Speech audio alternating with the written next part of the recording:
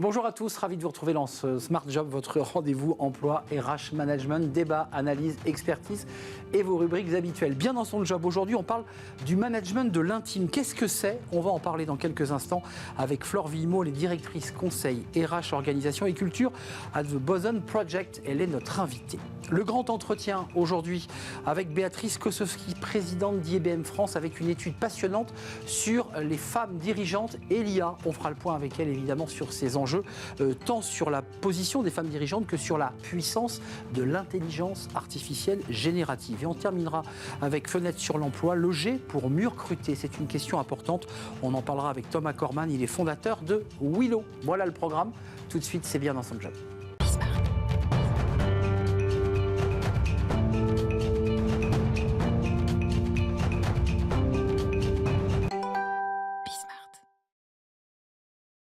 Bien dans son job pour parler du management de l'intime. Qu'est-ce que c'est? On va essayer de tout savoir avec Flore Villemeau. Bonjour Flore. Bonjour. Vous êtes directrice conseil RH, organisation et culture à The Boson Project. Question simple, c'est quoi le management de l'intime? Alors le management de l'intime, c'est le fait de pouvoir énoncer à haute voix, dans le cadre de l'entreprise, des problématiques relevant de la vie personnelle et d'attendre une réaction de son organisation et notamment de son manager. Un chiffre quand même sur cet enjeu du management de l'intime. C'est toujours extrêmement délicat quand on est un collaborateur et souvent une collaboratrice de pouvoir comme ça s'exposer. On entend des collaborateurs qui disent « mais je ne parle pas de ma vie privée, ça ne regarde personne ». Et pourtant, parfois, il est nécessaire de le faire, de poser le sujet. Alors c'est intéressant effectivement le management de l'intime, puisqu'en fait ça fait un moment, si on prend du recul, que le travail a débarqué dans l'intime. On a fait une enquête avec The Boson Project il y a quelques mois maintenant qui dit que 82% des cadres travaillent le soir, les week-ends ou les vacances. Et donc parfois en fait parler de l'intime au travail c'est plutôt un sujet de rééquilibrage et de work-life balance. Et en fait je vais demander à prendre un rendez-vous médical durant le temps de mon travail, aussi parce que par ailleurs je donne toute ou partie de mes soirées au travail et donc je suis en recherche d'un équilibre, et puisque ça va un petit peu dans un sens, et ben je le fais peser un peu dans l'autre sens. On entend bien cet argument, mais il faut que le manager ou le N+1 soit conscient de l'effort qui a été fait pour pouvoir le compenser. Vous voyez ce que je veux dire?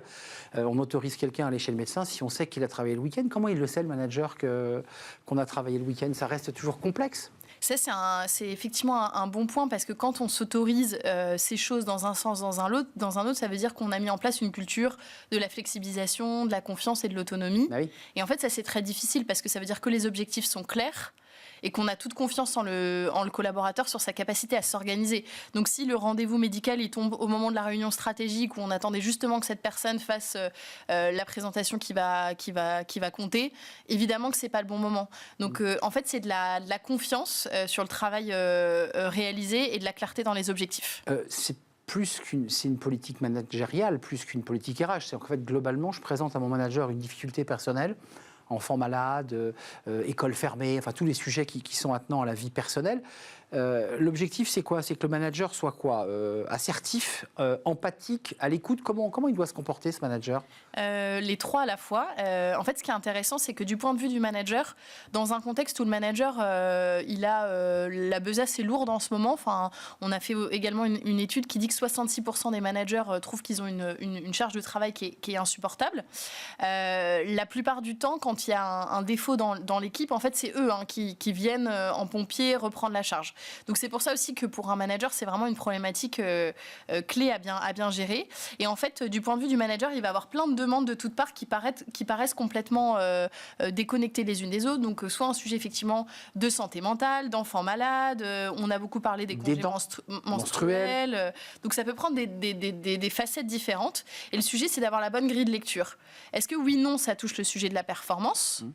Est-ce que oui, non, ça nécessite de réorganiser le travail de manière épisodique ou sur un temps long? Oui, non, ça nécessite que le manager intervienne lui-même. Et on parle au RH parfois. Et on parle au RH et au médecin du travail, parce qu'il y a plein de situations qui ne sont pas à gérer directement par le manager. Avant de nous quitter, Flore, le conseil que vous nous donnez, ou les conseils, c'est quoi? C'est de poser chaque problème les uns après les autres, d'avoir une grille RH très organisée.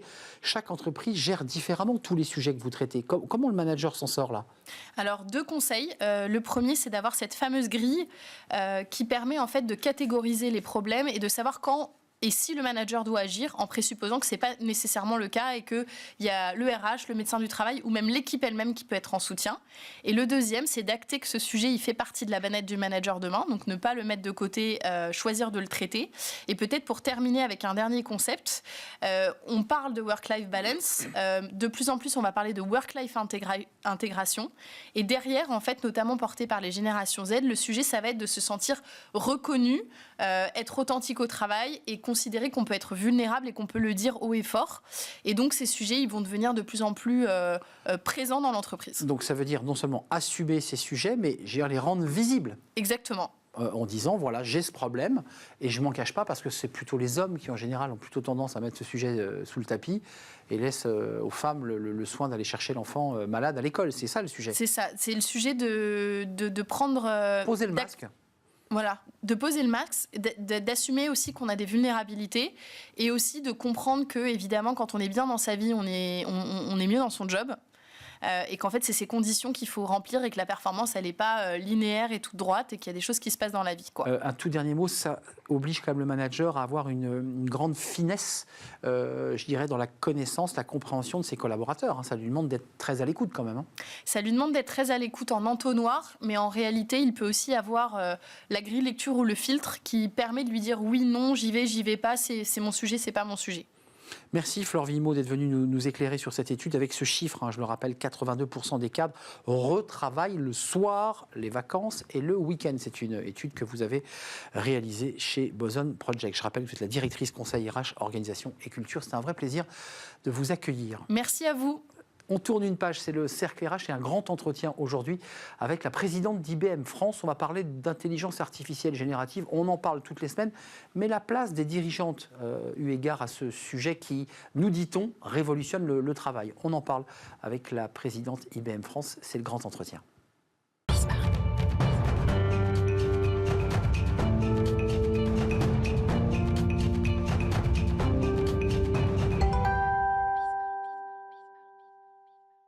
Le grand entretien pour parler du leadership au féminin et de l'IA. On va tout vous expliquer dans quelques instants, évidemment. Et j'accueille Béatrice Kosowski. Bonjour Béatrice.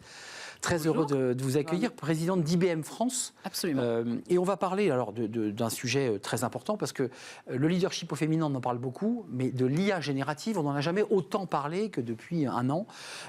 Disruption, transformation du travail. Et on va y revenir dans quelques instants avec vous. D'abord, un petit mot, puisqu'il est question du leadership au féminin.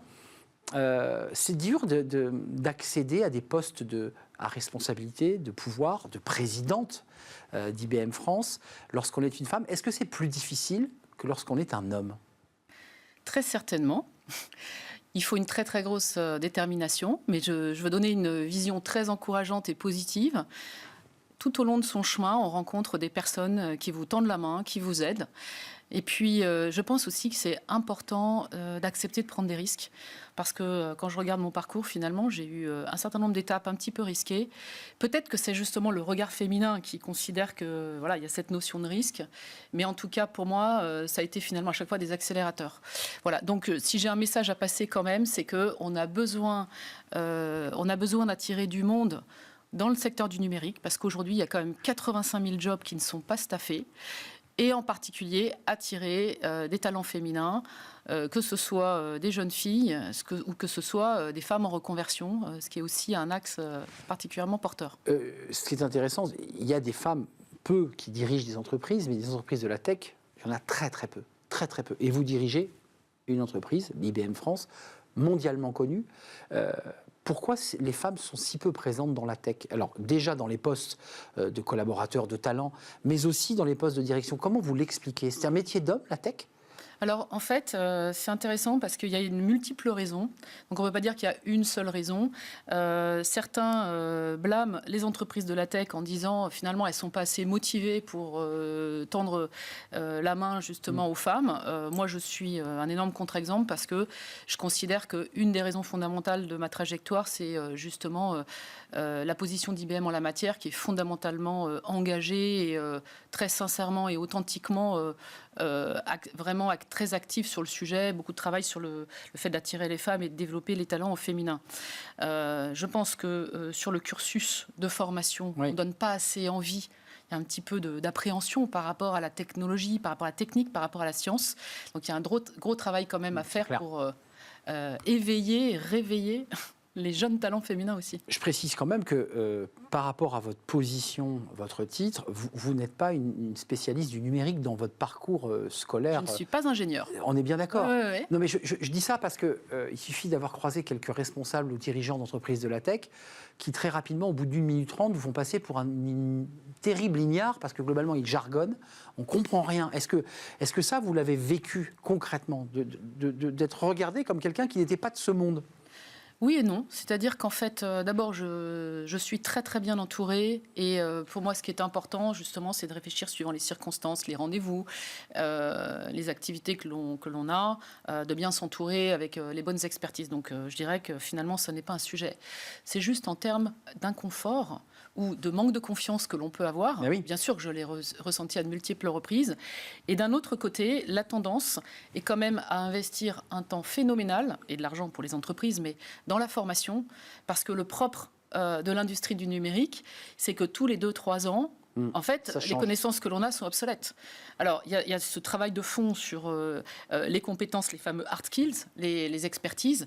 Et puis, la bonne nouvelle, c'est qu'il y a aussi une dimension fondamentale, les soft skills. Nous, on appelle ça les power skills, qui là sont un petit peu plus pérennes et qui permettent aussi au leadership et au talent de se révéler indépendamment de leurs connaissances d'experts. Alors, vous portez, et vous avez avec vous, ce rapport très intéressant qui ne traite pas que de la France. Oui, qui est un rapport européen. Allemagne, Italie, Arabie Saoudite, donc au-delà même des 4000 entreprises. 4000 entreprises. Le leadership féminin à l'ère de l'IA. Ça, c'est IBM qui le porte, IBM EMEA. Concrètement, qu'est-ce qu'il en sort ? Il y a quoi ? Une sous-représentation des femmes au sein des entreprises de l'IA et des métiers ayant trait à l'IA. C'est ça ce qui ressort. Absolument. Aujourd'hui, on n'est pas équipé pour avoir une parité finalement dans les enjeux autour de l'IA. Et la seconde chose qui ressort, c'est que la France est entre 6 et 10 points systématiquement sur tous les indicateurs, ce qui est quand même... En dessous, ce qui est quand même préoccupant. Comparé à l'Arabie Saoudite, par exemple Voilà, ou la moyenne européenne, ce qui est de toute façon très interpellant. On va prendre un exemple. Aujourd'hui, combien de femmes sont aux manettes pour avoir une influence sur, je dirais, toutes les activités d'IA dans l'entreprise ? En France, 23%, la moyenne européenne est à 33%.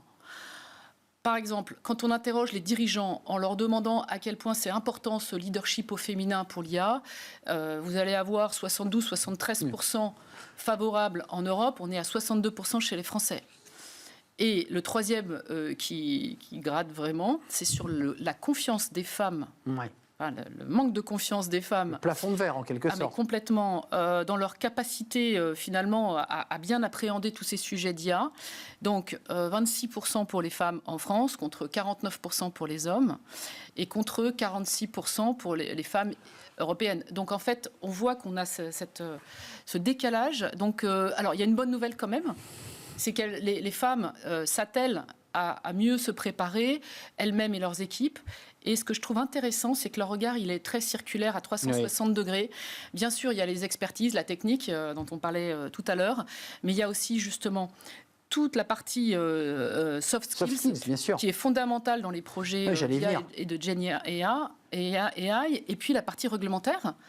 On sait qu'on opère dans une région du monde qui a sorti cet AI Act, qui est absolument fondamental, structurant. L'Europe, voilà. Et donc, ce côté réglementaire, en plus de toutes les réglementations d'un secteur d'activité donné, finalement, va être assez structurant dans les projets de Gen AI. Donc, moi, je dis que c'est quand même encourageant de voir qu'il y a une prise de conscience et qu'il y a cette préparation. Mais il faudrait arriver à donner l'envie et la confiance à nos talents féminins. Et vous êtes venu sur ce plateau pour le dire à travers vous, à travers votre parcours. Vous dites, l'enjeu est de taille par rapport à ce dossier, à cette étude. Nos recherches démontrent qu'assurer une représentation égale des femmes à l'avant-garde de la révolution IA va bien au-delà du simple fait de cocher la case diversité. Ce qui m'amène à vous poser la question, au-delà de cette question de diversité, parce que c'est d'égalité, bien de le faire, qui est RSE, pourquoi en fait, c'est très important? En fait, le premier enjeu, c'est que l'IA, si on ne fait pas attention, va avoir des biais. Je rappelle que quand même en 2015... Donc là, on ouvre le capot, on rentre dans la gaule. 2015, quand on interrogeait sur les moteurs de recherche, on faisait CEO, la première femme arrivait à la 96e position et c'était Barbie CEO en mini-jupe. Ça donne un petit peu une idée quand même des stéréotypes. Alors, on n'est plus en 2015, mais il y a encore ce sujet des biais. Donc, il est évident que si les équipes qui travaillent représentent une pluralité, on a une chance à l'arrivée de ne pas avoir des éléments biaisés. Non, mais pour ceux qui nous regardent et qui connaissent l'IA, évidemment, mais qui ne sont pas rentrés dans la salle des machines, vous nous dites, pour fabriquer un algorithme, il faut quand même la diversité de construction, parce que s'il n'y a que des hommes qui le font, on se souvient d'Amazon, je crois qu'il y avait un biais qui a fait qu'on a recruté que des hommes. Sur une application de recrutement, voilà. Donc ça, c'est l'enjeu aussi. Cet enjeu-là, il est absolument majeur, et c'est bien de bout en bout, mais ça veut dire qu'il faut y associer des talents féminins et de la diversité. Donc ça, c'est vraiment très important de pouvoir... Concrètement, ce sujet de l'IA et de la place des femmes dans l'IA, on l'a eu à travers des écoles qui nous disaient, mais nous-mêmes, écoles, nous n'arrivons pas à recruter ces jeunes femmes pour pouvoir les former à des masters, voire même à des postes d'ingénieurs. Est-ce que vous, la femme que vous êtes, vous êtes l'ambassadrice de ce sujet et que vous allez, j'allais dire, professer à la télé, dans les écoles, en disant « Regardez, c'est possible », parce que vous en êtes l'incarnation. Ouais. Alors, on est très engagés. Je ne suis pas toute seule. Je suis très engagée, ça c'est sûr, parce qu'il faut s'exprimer, bien sûr. Pour nous, c'est important d'intervenir sur l'ensemble du cycle de vie. C'est-à-dire qu'on a des équipes, j'en fais partie, qui allons dans les écoles, dès le primaire, et qui remontent comme ça ensuite toutes les strates, je dirais, du parcours d'éducation. Dès le plus jeune âge. Pour aller expliquer. Il y a un tournant en troisième. Donc en fait, nous, c'est pour ça que finalement, on s'est investi dans les stages de troisième, parce qu'avant, on n'était pas assez présents. Et c'est bien parce qu'il y a les stages d'immersion. Et là, c'est aussi une opportunité en faisant venir les jeunes et les jeunes filles chez nous, leur montrer, etc. Ensuite, on fait des programmes PITEX, ça ce sont les lycées professionnels. On fait énormément de choses dans les universités, les écoles d'ingénieurs, etc. Vous pouvez imaginer. Et il y a la reconversion. Et donc moi, j'ai fait aussi un énorme appel au peuple dans la presse pour les femmes au foyer qui sont un peu inhibées à l'idée de retourner dans le monde du travail, qui ont perdu confiance en elles. Et là, il y a une très très belle opportunité parce que la reconversion dans le numérique, ça fonctionne très bien. Donc on a vraiment, on participe à beaucoup de programmes de reconversion pour les femmes et c'est assez fascinant de voir la trajectoire et l'épanouissement professionnel qu'elles obtiennent et leur motivation. Béatrice, vous, quand vous vous baladez sur les différents sites IBM France et que vous partez à la rencontre des équipes, c'est ce que vous faites. Est-ce que vous dites, je suis en train de réussir mon pari aussi dans l'entreprise que je préside on a un COMEX à parité depuis vraiment longtemps. C'est mon prédécesseur, un homme qui l'avait mis en place. On a fait beaucoup de changements dans l'équipe de leadership, mais on est toujours à parité. Et moi, ce qui me fait extrêmement plaisir, c'est que les IBMeurs sont ultra mobilisés sur le sujet. Pour eux, je dirais, c'est une évidence. Donc en fait, ils n'ont pas à se forcer. C'est très motivant pour eux aussi d'aller dans une classe de lycée. Vous voyez, des choses comme ça. Ils sont très investis naturellement. Donc, vos ingénieurs, ceux qui développent, les data scientists, là aussi, vous avez un soin particulier dans le recrutement parce que je suis persuadé que, comme beaucoup d'entreprises, vous ne trouvez pas les femmes qui correspondent aux postes recherchés. Dans l'IA, les recrutements de consultants sont à parité. Donc ça fait plaisir. Mais vous avez raison, l'un des combats, c'est par exemple les écoles d'ingénieurs, où effectivement, à la source, on n'a pas la parité. Donc il faut vraiment forcer les choses, je dirais, pour pouvoir rééquilibrer un petit peu les propositions de candidats et de candidates. Et ce que je dis là sur la parité, il faut bien comprendre que c'est le même enjeu pour la diversité sous toutes ses formes. Parce que sinon, on va avoir le même genre de problème à l'arrivée avec des algorithmes biaisés. Et la deuxième chose, c'est cette notion de créativité. On est une entreprise innovante. Dans la tech, tout le monde veut être innovant. Pour être innovant, il faut bien avoir des regards qui sont différents et voilà, qui quelquefois aussi se challengent entre eux, mais qui permettent de faire grandir tout le monde. Vous avez lancé cet appel aux mères au foyer, à ces femmes qui cherchent aussi un deuxième souffle dans leur vie professionnelle. Dernière question, vous évoquez une plus grande diversité des femmes, de la diversité des personnes issues des quartiers, oui. De différentes racines, de différentes cultures. Est-ce qu'on ne risque pas d'aller vers les quotas en disant pour faire un bon algo, il faut qu'il y ait tant de femmes Est-ce que vous voyez ce Alors, vers en fait, quoi on va? On le prend dans l'autre sens, c'est-à-dire qu'il y a des méthodologies. En tout cas, nous, c'est très éprouvé pour s'assurer qu'on n'a pas de biais à l'arrivée. C'est ça. Et L'enjeu, notamment c'est le biais. des méthodes d'abord, dès le début, il faut essayer d'analyser ce qui pourrait biaiser. Et ensuite, il faut faire des rééquilibrages, si vous voulez, avec certains échantillons dans les données que l'on rentre, par exemple, dans les modèles, pour rééquilibrer là où il pourrait y avoir naturellement en fait, un déséquilibre. Donc, il y a des méthodologies. Il y a des techniques, des solutions vraiment avec la technologie, qui est aussi au service de cette représentativité vertueuse. Un dernier mot, et ça sera vraiment le dernier. L'IA, aujourd'hui, certains experts considèrent que c'est une véritable révolution numérique. Oui. D'autres considèrent que c'est une révolution qui va faire disparaître le travail et les métiers. Qu'est-ce que vous dites, vous qui observez ce sujet et qui avez des ingénieurs qui développaient des algos? Alors déjà, nous, notre première vision, c'est que l'IA et la Generative AI doivent augmenter l'homme et la femme. Ça, c'est la première chose. Dans un métier, dans un rôle, en fait, il y a un certain nombre de tâches. Donc, il ne faut pas confondre les tâches et le rôle. Suppression de quelques tâches, mais pas du métier. Dans certains cas, c'est peut-être l'ensemble des tâches de ce rôle-là, et on va dire, en fait, les personnes qui faisaient ça avant, on va les aider à grandir et prendre un rôle un peu plus complexe, avec un peu plus de valeur ajoutée, par exemple. Mais fondamentalement, c'est simpliste et réducteur de dire un rôle supprimé parce qu'on met l'IA. Donc ça c'est pas possible. Mais ce qui est certain, c'est que l'IA et la Generative AI sont un outil de productivité phénoménal. On a des assistants qui augmentent chacune des personnes, le conseiller augmenté, le financier augmenté, l'acheteur augmenté, etc. Et ça, dans tous les domaines. Ça, c'est vraiment... Donc l'homme reste au centre et utilise un outil surpuissant pour le rendre plus performant. C'est ça l'objectif. C'est ça l'objectif. L'homme avec un grand H. L'homme avec un grand H, et en l'encadrant pour s'assurer qu'il n'y a pas de dérive.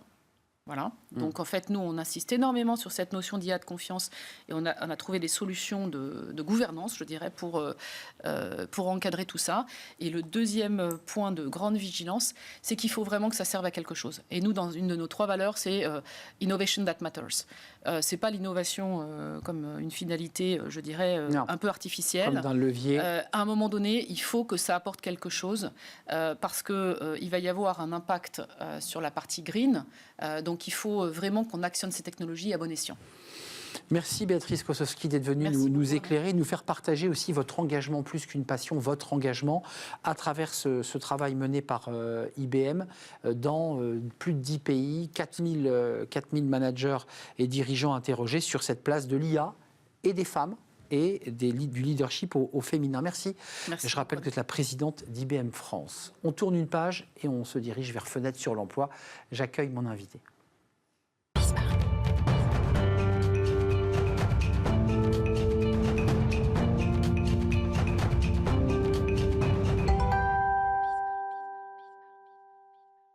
Et on termine notre émission avec Fenêtre sur l'emploi pour parler du logement, qui est un enjeu de recrutement. On l'a vu à plusieurs reprises dans notre émission avec des jeunes qui ne trouvaient pas de logement et qui donc ne prenaient pas le poste. On en parle avec Thomas Cormand. Bonjour Thomas. Bonjour. Vous êtes le fondateur de Wello. Un petit mot sur Wello, parce que c'est intéressant, et on va parler bien sûr du logement et en s'intéressant au rapport de la Fondation Abbé Pierre. C'est quoi Wello?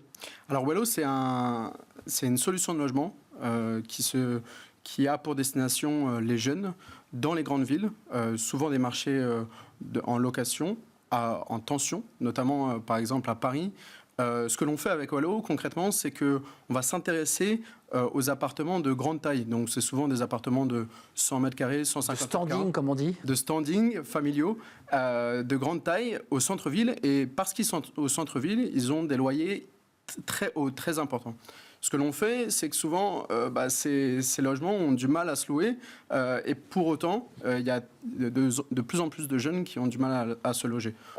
Vous les coupez en morceaux, vous mettez des cloisons, comment on fait? Alors, très simplement, on en devient, nous, locataires. Donc, Wello devient locataire de l'appartement. Et ensuite, on va pouvoir meubler, équiper, prendre en charge les différents contrats liés au logement et louer chaque chambre auprès de jeunes actifs, étudiants, et créer des logements partagés en colocation. Et donc c'est de la coloc avec un espace commun qui est souvent plutôt agréable à vivre parce que c'est des grands immeubles standing, c'est plutôt des quartiers sympas. Tout à fait. Et donc ça veut dire que vous avez combien de logements aujourd'hui là On a 150 logements, on héberge 600 personnes aujourd'hui. C'est extraordinaire. Le rapport de la Fondation Abbé Pierre, quand même, le chiffre est très, très effrayant. 5 millions de jeunes actifs contraints de rester vivre chez leurs parents parce que le prix des logements, non pas qu'ils veuillent quitter la maison, mais le prix des logements étant trop élevé, ils restent chez leurs parents.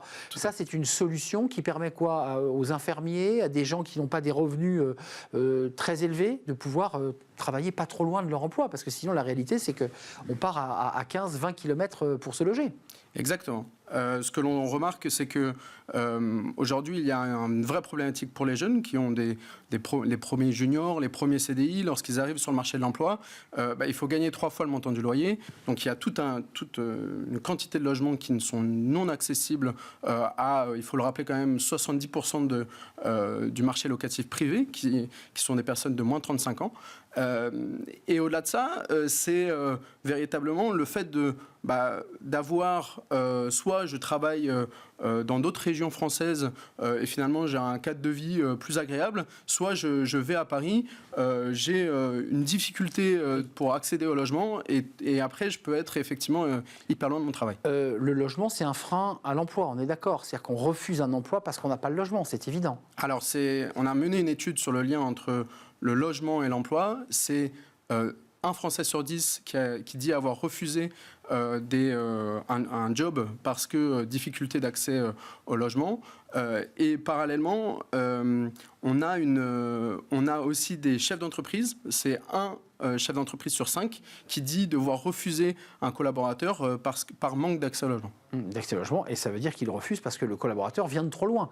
C'est ça. Il lui dit j'habite à Rennes, j'habite très très loin et ça ne colle pas avec le... Juste un mot avant de nous quitter, comment ça se passe avec les propriétaires? Parce que vous n'arrivez pas masqué, vous leur dites voilà je suis Willow et votre appartement de standing va se transformer en coloc.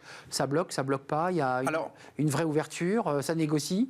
En réalité, on a des appartements, ces appartements de 150 mètres carrés, ils sont souvent libres depuis plusieurs mois. C'est des loyers de 5 000 à 6 000 euros qui sont non payés. Les propriétaires ne trouvent pas forcément... Pas forcément. Et d'autre part, on travaille, nous, avec des entreprises qui vont avoir ces difficultés de recrutement. On parle des hôpitaux de Paris, l'aéroport de Paris, notamment des... qui prélouent, en fait... qui suggèrent à leurs collaborateurs, leurs collaboratrices, il y a Wello. Et ce qui est très bien pour eux, c'est que d'un, ça répond aux critères ESG.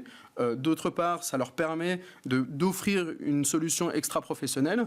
Et finalement, tout le monde est content, ça ne coûte pas rien à l'entreprise. Et de l'autre, les collaborateurs sont très contents d'arriver à Paris avec une solution de logement. On peut le dire, à Paris, ce sont les infirmières, vous venez d'en parler, mais il y a aussi les policiers. Tout à fait. Qui ont de grandes difficultés pour se loger, les fonctionnaires de police. Les saisonniers. Les saisonniers qui viennent, et là, qui vont arriver. Tout à fait. Et c'est une grande... Nous, on travaille beaucoup avec des grandes entreprises, Accor, Four Seasons, plein de groupes hôteliers également qui connaissent ces problématiques. Passionnant. Merci Thomas Cormand d'être venu nous rendre visite, fondateur de Wello. Et non pas Willow. Ça vous a agacé, je le sais. Wello qui accompagne et qui permet à des jeunes, et d'ailleurs jeunes et moins jeunes actifs, de pouvoir trouver un logement pas trop loin de leur lieu de travail et de pouvoir trouver un emploi. C'est ça l'objectif. Merci à vous. Merci à vous, évidemment, qui nous accompagnez et qui nous suivez. Merci pour votre fidélité. Merci à toute l'équipe. Merci à Xavier à la réalisation. Merci à Saïd pour le son. Merci à Nicolas Juchat et à Anaël pour l'équipe de programmation. Je vous dis à très très bientôt. Bye bye.